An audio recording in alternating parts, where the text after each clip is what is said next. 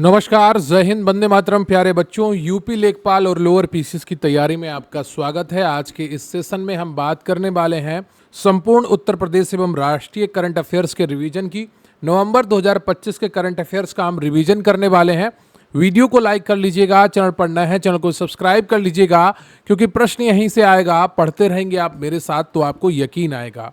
रही बात आज के इस वीडियो की पीडीएफ की, तो स्क्रीन पर जो आपको व्हाट्सएप नंबर दिख रहा है वहां पर मैसेज करेंगे तो आपको पीडीएफ के बारे में जानकारी उपलब्ध करवा दी जाएगी। लेखपाल बैच में और लोअर पीसीएस बैच में हम ये पीडीएफ शाम तक उपलब्ध करवा देंगे। तो चलिए शुरू करते हैं आज का ये बेहतरीन सेशन। तो अभी हम बात करने वाले हैं यूपी करंट अफेयर्स की। लखनऊ बना सिटी ऑफ गैस्ट्रोनॉमी, बहुत इंपॉर्टेंट है, परीक्षा में आपको देखने को मिलेगा। यूनेस्को ने लखनऊ को अपने क्रिएटिव सिटीज नेटवर्क के तहत सिटी ऑफ गैस्ट्रोनॉमी घोषित किया गया है। यह घोषणा उज्बेकिस्तान के समरकंद में यूनेस्को के 43वें सम्मेलन में की गई। लखनऊ की ओर से नामांकन में गलौटी कबाब, निहारी कुलचा, मलाई गिलोरी जैसे अवधी व्यंजनों को शामिल किया गया था। लखनऊ भारत का 9वां शहर है जिसे यूसीसीएन में जगह मिली है। यूसीसीएन में शामिल अन्य भारतीय शहरों की अगर बात की जाए तो जयपुर शामिल हुआ था शिल्प और लोक कला के लिए 2015 में, वाराणसी शामिल हुआ था संगीत के लिए 2015 में, चेन्नई शामिल हुआ था संगीत के लिए 2017 में, मुंबई शामिल हुआ था फिल्म जगत के लिए 2019 में, हैदराबाद शामिल हुआ था व्यंजन कला के लिए 2019 में, श्रीनगर शामिल हुआ था शिल्प और लोक कला के लिए 2021 में, ग्वालियर शामिल हुआ था संगीत के लिए 2023 में, कोझीकोड शामिल हुआ था साहित्य के लिए 2023 में, और लखनऊ शामिल किया गया है व्यंजन कला के लिए 2025 में। बात कर लेते हैं सारनाथ में बुद्ध के पवित्र अवशेषों की प्रदर्शनी की। 3 से 5 नवंबर 2025 तक सारनाथ वाराणसी स्थित मूलगंध कुटी विहार में भगवान बुद्ध के अवशेषों का प्रदर्शन किया गया। यह आयोजन बिहार की 94वीं वर्षगांठ के उपलक्ष्य में महाबोधि सोसाइटी ऑफ इंडिया द्वारा किया गया। ये अवशेष 2600 वर्ष पुराने हैं, जो प्राचीन गांधार और नागार्जुन कोंडा आंध्र प्रदेश से प्राप्त हुए थे। अब हम बात कर लेते हैं देव दीपावली 2025 की। 5 नवंबर 2025 को वाराणसी काशी में भव्य देव दीपावली मनाई गई। यह पर्व कार्तिक पूर्णिमा को मनाया जाता है। दीपावली कार्तिक अमावस्या को मनाई जाती है। मान्यता है कि इस दिन भगवान शिव ने त्रिपुरासुर पर विजय प्राप्त की थी, इसलिए इसे त्रिपुरोत्सव भी कहते हैं। बात करेंगे यूपी ग्रामीण बैंक यूपीजीबी द्वारा डिजिटल केसीसी की। उत्तर प्रदेश ग्रामीण बैंक ने पूर्णतः डिजिटल किसान क्रेडिट कार्ड देने की सुविधा शुरू की है। इसके लिए ई-केवाईसी सेवा यूपीजीबीएम तरंग ऐप पर लॉन्च की गई है। यूपीजीबी का गठन 2025 में Aryavart bank, Baroda UP bank और प्रथमा यूपी बैंक का विलय करके हुआ था। क्रोनिक माइलॉइड ल्यूकेमिया सीएमएल को यूपी में उपचार। सीएमएल एक प्रकार का रक्त कैंसर है जो वयस्कों को प्रभावित करता है। 30% वयस्क ल्यूकेमिया होते हैं। हेमेटोकॉन 2025 यूपी में बताया गया कि अब इसका प्रबंधन प्रतिदिन एक लक्षित गोली से संभव है, यानी कि सिर्फ एक गोली खाकर इसको प्रबंधित किया जा सकता है, सिर्फ कंट्रोल किया जा सकता है। ये कैंसर फिलाडेल्फिया गुणसूत्र नामक आनुवांशिक उत्परिवर्तन से होता है। तो वनडे एग्जाम के लिए तो उतना महत्वपूर्ण करंट अफेयर्स नहीं है ये, लेकिन आप पीसीएस एग्जाम के लिए ये पढ़ सकते हैं, और जिनका साइंस एंड टेक्नोलॉजी है वो भी इसे अच्छे से पढ़ें। अगला है प्रधानमंत्री द्वारा 4 नई वंदे भारत ट्रेनों का शुभारंभ किया गया है। 8 नवंबर 2025 को पीएम मोदी ने वाराणसी से 4 नई वंदे भारत एक्सप्रेस ट्रेनों को हरी झंडी दिखाई। बनारस और खजुराहो के बीच में चलेगी। प्रयागराज, चित्रकूट और खजुराहो विश्व धरोहर की जोड़ेगी। लखनऊ से सहारनपुर, सीतापुर, बरेली, मुरादाबाद, बिजनौर को जोड़ेगी। फिरोजपुर और दिल्ली, पंजाब और दिल्ली के बीच संपर्क बढ़ेगा। एर्नाकुलम से बंगलुरु, केरल, तमिलनाडु और कर्नाटक के आईटी हब को जोड़ेगी। अब बात करते हैं यूपी के 76वें जिले की। कल्याण सिंह नगर अभी बना नहीं है, ये संभावित है, और अगले 3 से 4 महीने में आप इसकी घोषणा देखेंगे चुनावी समय में। यूपी सरकार ने पूर्व मुख्यमंत्री कल्याण सिंह के नाम पर कल्याण सिंह नगर को राज्य का 76वां जिला बनाने की घोषणा की है। यह जिला अलीगढ़ और बुलंदशहर के कुछ हिस्सों को मिलाकर बनाया जाएगा। कल्याण सिंह को 2022 में मरणोपरांत पद्म विभूषण से सम्मानित किया गया था और ये यूपी के पूर्व मुख्यमंत्री हैं। अगला प्रश्न है आपका कि देवा नदी पीलीभीत प्रदूषण मामला। देवा नदी देवभूति गंगा को गंभीर प्रदूषण से बचाने के लिए एनजीटी में याचिका दायर की गई। यह नदी उत्तराखंड के कुमायूं से निकलकर पीलीभीत बहती है और फर्रुखाबाद के पास गंगा में मिल जाती है। अगला है करंट अफेयर, भारत का पहला solar on track system NCRTC. राष्ट्रीय राजधानी क्षेत्र परिवहन निगम एनसीआरटीसी ने गाजियाबाद के दुहाई नमो भारत डिपो में पहली सोलर ऑन ट्रैक प्रणाली लागू की है। ये भारत की किसी भी आरआरटीएस या मेट्रो नेटवर्क में पहली ऐसी स्थापना है। कुल क्षमता इसकी 15.4 किलो KWP है। नमो भारत ट्रेनों में ऊर्जा बचाने के लिए रीजेनरेटिव ब्रेकिंग तकनीकी का इस्तेमाल होता है। आरबीआई का अभियान आपकी पूंजी आपका अधिकार। आरबीआई ने प्रयागराज से निष्क्रिय बैंक खातों में जमा धनराशि वापस दिलाने के लिए यह अभियान शुरू किया है। 2 वर्ष या अधिक समय तक लेन देन न होने पर खाता निष्क्रिय माना जाता है। लोग अपने लावारिस फंड को खोजने के लिए आरबीआई के UDGAM पोर्टल का उपयोग कर सकते हैं। अगला है आपका यूपी के मंदिरों में AI आधारित स्मार्ट निगरानी प्रणाली। यूपी पर्यटन विभाग राज्य के 3 प्रमुख धार्मिक स्थलों पर AI कैमरे स्थापित करेगा। ये 3 हैं श्री काशी विश्वनाथ मंदिर वाराणसी, राम मंदिर अयोध्या और गोरखनाथ मंदिर गोरखपुर। ये सिस्टम भीड़ प्रबंधन, रियल टाइम ट्रैकिंग और फेशियल रिकॉग्निशन करेगा। अगला है मिशन शक्ति के तहत सोनभद्र में पुलिसकर्मियों को स्कूटर। मुख्यमंत्री योगी आदित्यनाथ ने सोनभद्र जिले में 25 महिला पुलिसकर्मियों को स्कूटर प्रदान किए। यूपी में मिशन शक्ति की शुरुआत 17 अक्टूबर 2020 को हुई थी। यह महिला सुरक्षा, सम्मान और स्वावलंबन पर केंद्रित है। अगला है यूपी का प्रथम राज्य होटल प्रबंधन संस्थान। राज्य का पहला state institute of hotel management Gorakhpur में स्थापित किया जाएगा। यह पूर्वी यूपी और बौद्ध सर्किट, कुशीनगर, लुम्बिनी, श्रावस्ती में पर्यटन पारिस्थितिकी तंत्र को मजबूत करेगा। जो केंद्र सरकार का होटल प्रबंधन संस्थान है वो लखनऊ में स्थित है और राज्य का जो पहला state institute of hotel management है, राज्य का पहला होटल प्रबंधन संस्थान है, वो गोरखपुर में स्थापित किया जा रहा है। ये ध्यान रखिएगा, लखनऊ में केंद्र सरकार का है और राज्य में गोरखपुर में स्थापित होगा राज्य का। दुधवा नेशनल पार्क में बिस्टोडोम जंगल सफारी। यह सफारी 107 किलोमीटर लंबे मैलानी बिछिया नैरो गेज मार्ग पर संचालित होती है। लखीमपुर खीरी में स्थापित की जा रही है। इसमें पारदर्शी छत और बड़े ग्लास विंडो वाले कोच हैं। अगला जो करंट अफेयर है वो है यमुना क्षेत्र पेयजल योजना। आगरा नगर निगम ने जल संकट वाले क्षेत्रों के लिए यह योजना शुरू की है। इसमें कीठम झील सूर सरोवर नहर प्रणाली से पानी लेकर उपचारित किया जाएगा। कीठम झील आगरा में एक रामसर साइट भी है, ध्यान रखिएगा।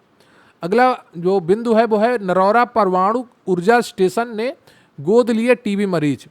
बुलंदशहर स्थित नरौरा परमाणु ऊर्जा केंद्र ने निक्षय मित्र पहल के तहत 7,970 टीबी रोगियों को गोद लिया है। नरौरा में 220 मेगावाट के 2 भारी जल रिएक्टर हैं। अगला है गोमती नदी पर पैदल यात्री पुल लखनऊ। एलडीए ने लखनऊ में गोमती, बैराज और कुदिया घाट के बीच एक नए पैदल यात्री पुल के निर्माण को मंजूरी दी है। गोमती नदी पीलीभीत के गोमत ताल फुलहर झील से निकलती है और गाजीपुर के पास गंगा में मिलती है। अगला है प्रतिबिंब प्लेटफॉर्म। प्रयागराज पुलिस ने साइबर धोखाधड़ी का पता लगाने के लिए इस उन्नत डिजिटल डेटा मैपिंग प्लेटफॉर्म का उपयोग शुरू किया है। ये साइबर अपराध प्रवण क्षेत्रों के रियल टाइम हीट मैप तैयार करता है। अगला है ऊपरी यमुना समीक्षा समिति की बैठक। केंद्रीय जल शक्ति मंत्री की अध्यक्षता में उत्तर प्रदेश के नोएडा में ऊपरी यमुना समीक्षा समिति UYRC की 9वीं बैठक आयोजित की गई। यमुना नदी उत्तराखंड के यमुनोत्री ग्लेशियर से निकलती है। इसकी प्रमुख सहायक नदियां टोंस सबसे लंबी, हिंडन, चंबल, बेतवा और केन है। हथनी कुंड बैराज यमुना के प्रवाह को नियंत्रित करने में महत्वपूर्ण भूमिका निभाता है। अब हम बात करेंगे राष्ट्रीय एवं अंतर्राष्ट्रीय करंट अफेयर्स की, जो नवंबर 2025 की हैं। राष्ट्रीय समुद्री मत्स्य पालन गणना 2025, ये भारत की पहली पूर्णतः डिजिटलाइज्ड मत्स्य गणना है जिसे CMFRI कोची ने लॉन्च किया है। इसके लिए 2 मोबाइल ऐप हैं, व्यास भारत और व्यास सूत्र। इसरो का GSAT-7R उपग्रह प्रक्षेपण। इसरो ने भारतीय नौसेना के लिए स्वदेशी संचार उपग्रह GSAT-7R का सफल परीक्षण किया है। यह प्रक्षेपण भारत के सबसे भारी रॉकेट LBM-3M5 उपनाम इसका बाहुबली द्वारा श्रीहरिकोटा से किया गया था। त्रिसेवा सैन्य अभ्यास त्रिशूल 2025 भारतीय नौसेना के नेतृत्व में गुजरात, सिर क्रीक और राजस्थान के रेगिस्तानी क्षेत्रों में यह संयुक्त युद्धाभ्यास आयोजित किया गया। पत्रकारों के विरुद्ध अपराधों का अंतर्राष्ट्रीय दिवस IDEI 2 नवंबर 2025 को यूनेस्को द्वारा मनाया गया। इसकी थीम थी महिला पत्रकारों के विरुद्ध AI सक्षम लैंगिक आधारित हिंसा। भारतीय महिला टीम ने जीता क्रिकेट विश्व कप 2025। भारतीय महिला क्रिकेट टीम ने दक्षिण अफ्रीका को हराकर अपना पहला ICC वनडे विश्व कप जीत लिया। फाइनल नवी मुंबई में खेला गया। भारतीय कप्तान हरमनप्रीत कौर थी। Shafali Verma player of the match बनी और Deepti Sharma player of the tournament चुनी गई। QS रैंकिंग QS जो एशिया 2026 की है, इस रैंकिंग में भारत के कुल 294 विश्वविद्यालय शामिल हैं। चीन के बाद दूसरा स्थान है। भारत का शीर्ष स्थान IIT दिल्ली 59वां है और उसके बाद IISc बंगलुरु 64वां है। एशिया में प्रथम स्थान पर हांगकांग विश्वविद्यालय है। अमूल बना विश्व की शीर्ष सहकारी समिति। ICA वर्ल्ड कोऑपरेटिव मॉनिटर 2025 के अनुसार अमूल पहले स्थान पर और इफ़को दूसरे स्थान पर है। अब हम बात कर लेते हैं सिख गुरु और उनके प्रमुख योगदानों की। गुरु नानक देव जयंती विशेष। गुरु नानक देव सिख धर्म के संस्थापक गुरु का लंगर शुरू किया इन्होंने। गुरु अंगद गुरुमुखी लिपि का आविष्कार किया इन्होंने। गुरु अमरदास आनंद कारज विवाह, सती प्रथा और पर्दा प्रथा का विरोध किया इन्होंने। गुरु रामदास अमृत शहर की स्थापना 1577, स्वर्ण मंदिर का निर्माण शुरू किया। गुरु अर्जुन देव आदि ग्रंथ 1604 की रचना की। जहांगीर द्वारा मृत्युदंड मिला। गुरु हरगोविंद सिखों को सैन्य समुदाय बनाया। अकाल तख्त की स्थापना की। गुरु हर राय शांति प्रिय मिशनरी कार्य किए इन्होंने। गुरु हरिकृष्ण सबसे युवा गुरु 5 वर्ष की आयु में बने। गुरु तेग बहादुर आनंदपुर साहिब बसाया। औरंगजेब द्वारा फांसी हिंद दी चादर। गुरु गोविंद सिंह खालसा पंथ 1699 में इन्होंने स्थापना की। पाहुल प्रथा इन्होंने शुरू की। गुरु ग्रंथ साहिब को गुरु माना और इनके बाद कोई भी नया गुरु नहीं बना। मालदीव ने पीढ़ीगत धूम्रपान पर प्रतिबंध लगाया। मालदीव दुनिया का पहला देश बन गया है जिसने तंबाकू पर पीढ़ीगत प्रतिबंध लगाया। 1 जनवरी 2007 या उसके बाद जन्मे लोगों के लिए।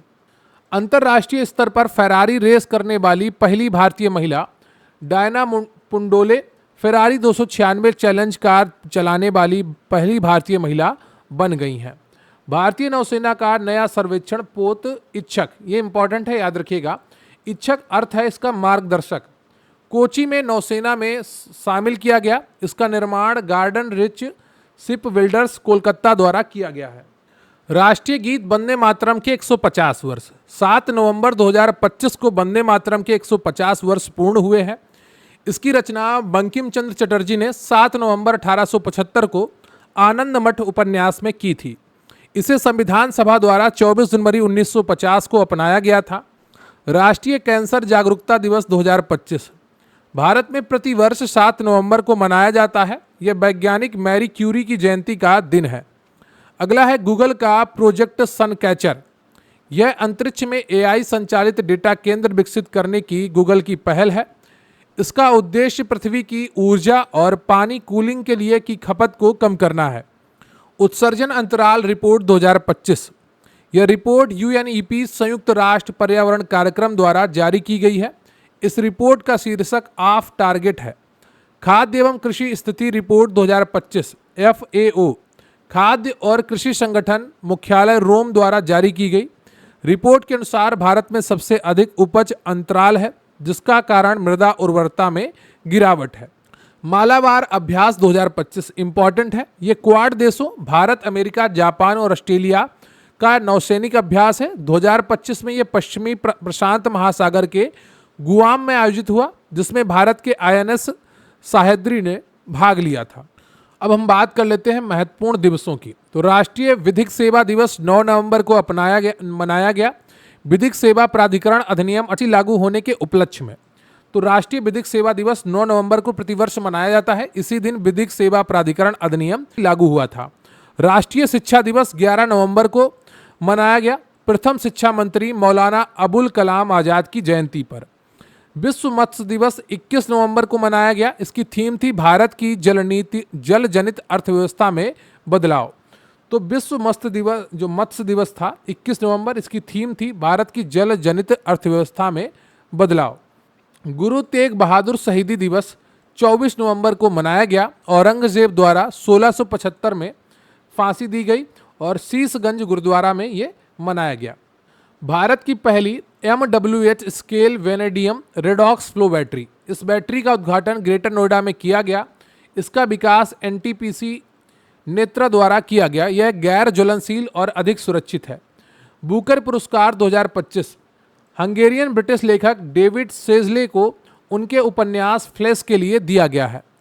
और प्रमुख सैन्य अभ्यासों की अगर बात करी जाए तो गरुड़ अभ्यास 2025 में 8वां था। भारत और फ्रांस की वायुसेना के बीच में हुआ, फ्रांस के मोंट डी मार्सन में। अजय वॉरियर 25 8वां ये था। भारत और यूके की सेना के बीच महाजन फील्ड फायरिंग रेंज राजस्थान में। हाइली गुब्बी ज्वालामुखी ये इथियोपिया के अफार क्षेत्र में स्थित है। यहाँ हाल ही में भयंकर विस्फोट हुआ है और ये 12,000 वर्षों बाद सक्रिय हुआ है। नई चेतना 4.0 अभियान, ये ग्रामीण विकास मंत्रालय की DNRLM योजना के तहत महिलाओं की सुरक्षा और घरेलू हिंसा रोकने के लिए चलाया गया राष्ट्रव्यापी अभियान है। भारत में राष्ट्रमंडल खेल 2030 के शताब्दी राष्ट्रमंडल खेलों का आयोजन भारत के अहमदाबाद गुजरात में किया जाएगा। इससे पूर्व भारत ने 2010 में नई दिल्ली में मेजबानी की थी। 2026 के खेल स्कॉटलैंड के ग्लासगो में होंगे। राष्ट्रीय शहरी सम्मेलन 2025 एवं TFFF नई दिल्ली के यशोभूमि में आयोजित। इसमें पुराने कचरे की सफाई के लिए मिशन मार्ग डंप साइट सुधार यानी कि DRAP पहल लॉन्च की गई है। TFFF यानी कि tropical forest forever facility COP30 Brazil में लॉन्च। इस पहल में भारत पर्यवेक्षक के रूप में शामिल हुआ है। तो COP30 ब्राजील में हुआ था। नागरिक वित्तीय साइबर धोखाधड़ी रिपोर्टिंग प्रणाली, यह national cyber crime reporting portal 1930 helpline के माध्यम से संचालित होता है। यह गृह मंत्रालय के अधीन I4C यानी कि Indian cyber crime coordination centre द्वारा समन्वित किया जाता है। विशेष अभियान 5.0 स्वास्थ्य अनुसंधान विभाग और भारतीय चिकित्सा अनुसंधान परिषद ने इसे सफलतापूर्वक पूरा किया है। इसका उद्देश्य स्वच्छता, कुशल रिकॉर्ड प्रबंधन और सार्वजनिक शिकायतों का त्वरित समाधान करना है। भारत की जलवायु प्रगति COP30 अपडेट, भारत ने वर्ष 2005 से 2020 के बीच उत्सर्जन तीव्रता में 36% की कमी प्राप्त की है। भारत ने 200 गीगावाट से अधिक नवीकरणीय ऊर्जा क्षमता स्थापित की है। वैश्विक स्तर पर भारत तीसरे स्थान पर। भारत का वन और वृक्षावरण अब 25.17% क्षेत्र में विस्तृत है। कृत्रिम बुद्धिमत्ता AI माइलस्टोन और भारत की पहलें, भारत में AI को बढ़ावा देने के लिए ऐरावत सुपर कंप्यूटर और इंडिया AI मिशन 2024 प्रमुख पहलें हैं। भारत ने 2023 में GPAI global partnership on AI शिखर सम्मेलन की मेजबानी की। ब्लेचली घोषणा AI पर वैश्विक सहयोग को बढ़ावा देने वाला प्रमुख अंतर्राष्ट्रीय समझौता है। तंबाकू नियंत्रण पर WHO फ्रेमवर्क कन्वेंशन, यह विश्व की पहली वैश्विक सार्वजनिक स्वास्थ्य संधि है। 2003 में अपनाई गई, 2005 से ये लागू है। भारत सहित 180 से अधिक देशों ने इसे अनुमोदित किया है। प्रधानमंत्री TB मुक्त भारत अभियान और निक्षय मित्र, यह अभियान 2022 में राष्ट्रीय क्षय रोग उन्मूलन कार्यक्रम NTEP के तहत शुरू किया गया था। निक्षय मित्र पहल के तहत व्यक्ति, NGO या संस्थाएं TB रोगियों को पोषण और आर्थिक सहायता हेतु गोद ले सकती हैं। तो ये पूरा आज का टॉपिक कंप्लीट होता है। वीडियो को लाइक कर लीजिएगा, चैनल पर नए हैं चैनल को सब्सक्राइब कर लीजिएगा, अपने दोस्तों के साथ भी शेयर करिएगा। नवंबर 2025 का ये करंट अफेयर्स था जो काफ़ी इंपॉर्टेंट है आपकी परीक्षा की दृष्टि से। इसको तैयार करिए और काफ़ी चीज़ें यहाँ से आपको परीक्षा में देखने को मिल सकती हैं। तो वीडियो को लाइक कर लीजिएगा, चैनल पर नए हैं चैनल को सब्सक्राइब कर लीजिएगा। और रही बात PDF की, तो लेखपाल बैच में और लोअर PCS बैच में ये PDF मैं उपलब्ध करवा दूंगा। मिलेंगे फिर किसी अन्य वीडियो में, तब तक के लिए जय हिंद जय भारत।